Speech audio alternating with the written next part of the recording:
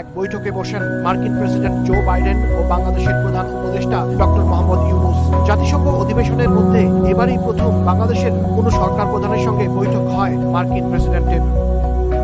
দুই নেতার একান্ত বৈঠকে প্রধান উপদেষ্টা ডক্টর মোহাম্মদ ইউনূস বিগত শেখ হাসিনা সরকারের নিপীড়নের বিরুদ্ধে ছাত্রছাত্রীদের সাহসী ভূমিকা ও আত্মত্যাগের কথা তুলে ধরেন।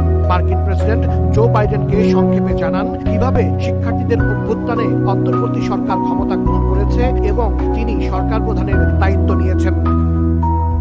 অধ্যাপক ডক্টর ইউনূস বলেন, দেশ পুনর্গঠনে তার সরকারকে অবশ্যই সফল হতে হবে, আর এজন্য যুক্তরাষ্ট্রের সহযোগিতা প্রয়োজন। এ সময় ডক্টর মোহাম্মদ ইউনূসের নেতৃত্বাধীন অন্তর্বর্তী সরকারের প্রতি পূর্ণ সমর্থন ব্যক্ত করেন জো বাইডেন। বলেন, সব সহযোগিতা নিয়ে বাংলাদেশের পাশে থাকবে যুক্তরাষ্ট্র। বৈঠকে জুলাই বিপ্লব চলাকালীন শিক্ষার্থীদের আঁকা দেয়াল চিত্রের ছবি সম্বলিত দ্য আর্ট অফ